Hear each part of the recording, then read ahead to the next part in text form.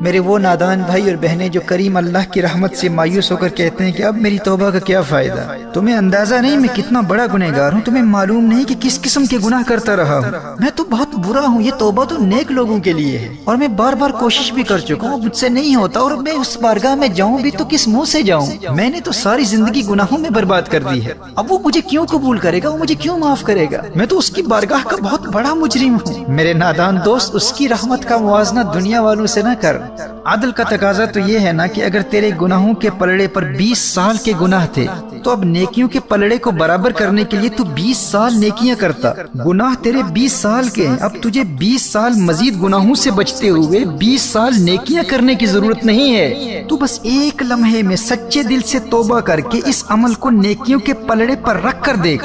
تیرا کریم رب تیری ایک لمحہ کی توبہ کے ذریعے تیرے ترازو پر گناہوں کے پلڑے سے 20 سال کے گناہوں کو غائب کر دے گا۔ تو نے 40 سال گناہ کیے، اب ان گناہوں کو مٹانے کے لیے 40 سال نیکیوں کی ضرورت نہیں، تیرا کریم اللہ ایک لمحے کی توبہ سے 40 سال کے گناہوں کو تیرے نامہ اعمال سے مٹا دے گا، اور ایسا مٹائے گا کہ نبی کریم صلی اللہ تعالی علیہ وآلہ وسلم نے ارشاد فرمایا، جب بندہ توبہ کرتا ہے تو اللہ تعالیٰ اس کی توبہ قبول کرتا ہے، اور جن محافظ فرشتوں نے اس کے گناہ لکھے ہوتے ہیں اللہ انہیں اس کے تمام گناہ بھلا دیتا ہے، فرشتے سارے گناہ بھول جاتے ہیں، اور زمین کے جس مقام پر اور آسمان کے نیچے جس جگہ اس نے وہ گناہ کیے تھے اللہ اس جگہ کو بھی اس کے گناہ بھلا دیتا ہے، تاکہ یہ بندہ قیامت میں اس طرح آئے کہ مخلوق میں اس کے خلاف ایک بھی گواہ نہ ہو۔ اور سنن ابن ماجہ کی حدیث ہے، میرے آقا صلی اللہ علیہ وآلہ وسلم نے ارشاد فرمایا، التائب من الذنب کمن لا ذنب لہ، گناہوں سے توبہ کرنے والا ایسا ہے جیسے اس نے کبھی کوئی گناہ کیا ہی نہ ہو۔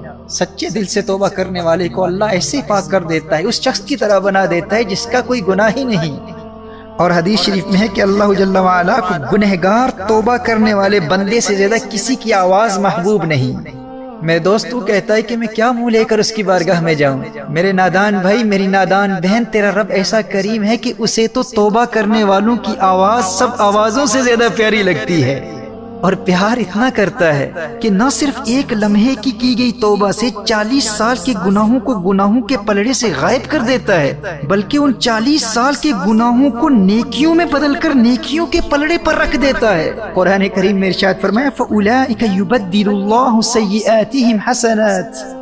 تمہارا رب ایسا کریم ہے، توبہ کرنے والے گنہگاروں سے اتنا پیار کرتا ہے کہ نہ صرف اس ایک لمحے میں کی گئی توبہ سے گناہوں کو نامہ اعمال سے مٹا دیتا ہے، بلکہ اس ایک لمحے میں کی گئی توبہ سے تمہاری زندگی بھر کے گناہوں کو نیکیوں میں بدل دیتا ہے۔ دوستو دنیا کی محبت کے معیارات اور ہیں، عدل کا تقاضا کیا ہے؟ عدل کا تقاضا تو یہ تھا نا کہ 40 سال کے گناہوں کے بعد 40 سال توبہ کرواتا ہے، تو پھر جا کر 40 سال کے گناہوں کو معاف کرتا، اور پھر مزید 40 سال اگر ہم نیکیاں کرتے تو اب وہ 40 سال کی نیکیاں ترازو کے نیکیوں کے پلڑے پر رکھی جاتی۔ فرمایا نہیں میرے گنہگار بندے، تجھے علم ہی نہیں ہے کہ مجھے توبہ کرنے والے گنہگار سے کتنا پیار ہے،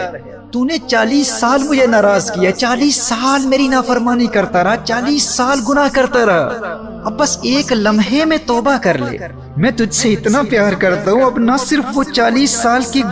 گناہوں کے پلڑے سے غائب کر دوں گا، بلکہ انہیں 40 سال کے گناہوں کو اٹھا کر نیکیوں کے پلڑے پر رکھ دوں گا۔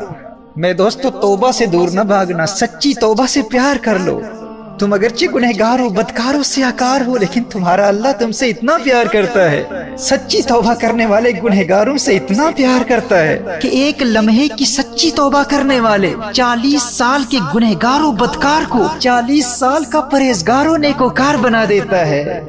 فرمایا یا ایھا الانسان ما غرک بربک الکریم، اے نادان انسان آخر کس چیز نے تجھے تیرے کریم رب کی بارگاہ سے دور کر دیا؟ تو اس کریم کی بارگاہ سے بھاگتا پھرتا ہے جو تجھ سے اتنا پیار کرتا ہے۔